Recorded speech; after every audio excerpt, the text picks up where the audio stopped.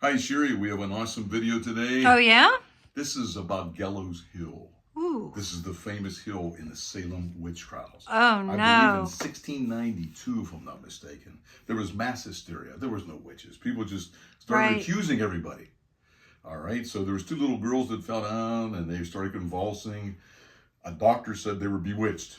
Oh my. So they asked them, who did this to you? So they named a few people. One was the housekeeper, I believe her name was Tituba.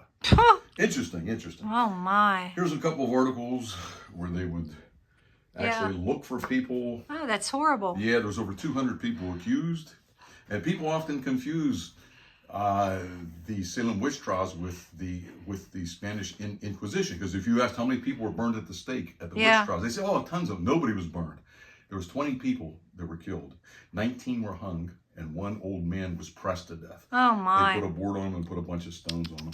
So here's another article. Wow. It's just a really crazy time of American history. Terrible. Reginald Scott, he was an author. He wrote a book that actually helped dispel that particular notion of witches. Oh, really? He explained magic principles. This is the discovery of witchcraft. Huh. So it isn't anything a bad book or anything. He actually gave scientific principles on how some of these things were accomplished. Basically, more or less like a magic trick. Oh, okay. Yeah, but I was fortunate enough to get a piece of the tree from Gallows Hill. Just pretty much a plank, and I built a couple of things. Oh, did you? And that's out of oak wood. Oak is a very hard wood. Not easy to work with. But here's a little gallows. Isn't it cute? Huh. All right, we're going to get these playing cards, Sherry. We're going to do something with the little hangman's noose. We're going to give it a shuffle. Okay. And you know what?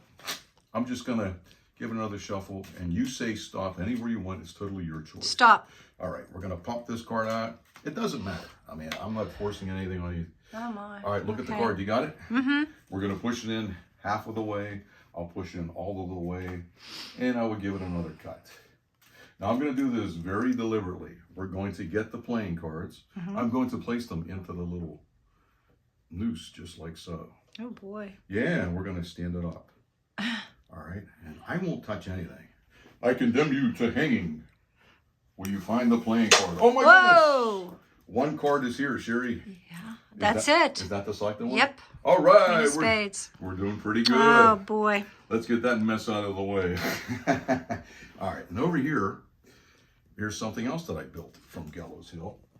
Pretty cool. I got a bunch of stuff here, so it's a little bit of a disarray. Mm. What I have here, something I put together. Okay. And here's the base for it. Hmm. So everything is constructed right in front of you. Mm-hmm. Nothing's hidden. All right. And basically, we're going to stand this up. Okay. It makes almost like a little cabinet. Okay, let's put this down a little bit. There you go. All right. And we'll just turn this around. Hmm. Now, inside of this box, cool looking box, huh? It's beautiful, except that, yeah. Yeah, I have a few things inside of here. Here we have the actual ropes from a swing set on Gallows Hill. Oh, my. Ooh, pretty creepy stuff. Mm-hmm. All right, we're going to close this up. All right. And these ropes are in miraculously great condition for how old they are. Look at that. They're solid lengths of rope. And there's two of them. All right. Uh-huh. Now comes the illusion, Sherry. We're going to thread these through the side holes and thread them out to the top. Very, very open, so there's nothing hidden. Yeah. All right, and I want the ends to actually stick out. Okay. That's the important part, so there's no kind of trickery involved, okay? Uh-huh. Now watch, we're going to see what happens here. If I was to basically grab the two loops and pull it through, watch. Oh my goodness, they are now looped together. Very cool. Simply amazing. So there's the first feat of legerdemain. Legerdemain. Try and say that 3 times. We just got back from a picnic, as a matter of fact. So we were out in the hot sun. So you have to bear with me here. But here's a shoestring. And like I said, there was 19 people that were hung. Yes. 4 of them were sisters, and this is their Is that right? This is their little finger rings. Oh, that's sad. Yeah, I got 4 of them, and they're solid rings. And here's the little child shoestring. We're going to more or less thread this through like so. And it's important. Once again, I want the ends to be protruding at all times. Now we're going to get these rings. They're a little bit hard to pick up. All right. get them. I believe there's 4 of them. Here's 3, and we'll get the 4th one right now. And this is going to blow your mind. All right. What I'm going to do, Sherry, is basically grab one of the ends, just like so, and we'll pull on it. And believe it or not, it comes out threaded in such a fashion. Look at that. They're near impossible to be taken apart. Whoa. I mean, it would take a couple minutes to take them apart. Put it that way. Yeah. All right. That's amazing. Well, thank you. I appreciate it. Yeah. Pretty cool. And it is from just a Wow. ordinary cabinet, makeshift cabinet. I mean, I put some wood together and so forth. Nice. All right. Now let's see here. What I have down here happens to be a solid bar. Oh, wow. And this sucker has some weight to it. It's brass, I believe. Sounds like it. Yes. Now, one of my pockets, I have a, oh, here it is. I have a little brass hoop. Now, we're going to get this to show you that it is indeed solid. Yes. I'll lay it right here, and I'm going to very fairly, let me move this over a little bit. I'm going to thread it through one hole and out the other. So you can see this protruding at either end. Sure. Watch. What? I don't know if you heard that. Watch. I'll show you what I mean. This is too cool. Boy. Because when I turn it around, it is now onto the bar. Look at that. Strange. That's amazing. Witchy, if you will. No, no. All right, now Don't watch. go there. We're gonna take a hold of that ring. Wow. Oh my goodness. And of course, when you remove the bar, Look at that. all can be examined. Nice. Pretty bizarre, huh? All right, now we're gonna put this back in my pocket here. Now, I have a stone. Let me get this thing out. I actually had a kidney stone a few years ago, but this is a little different. What I have is another bar. This one is see-through. Okay. Okay. And we're going to get a little glass. You can see that. Inside of this little case here, we have a ball bearing. Okay. Now, what's cool about this is, let me get the stone in my pocket. I know I have it in there somewhere. Oh yeah, I think I can feel it. All right, this is kind of neat. This is called a wizard stone. All right. And it's a solid bar.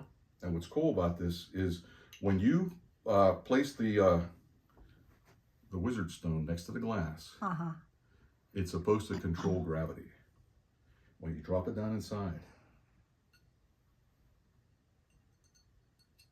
nothing comes out. We can actually turn this thing upside down. Nothing. Until you take the wizard stone. We'll see what happens. And you remove it. Watch.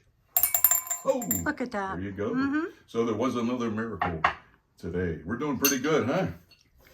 All right, let me show you a few more quick things if I can. Oh, here we go.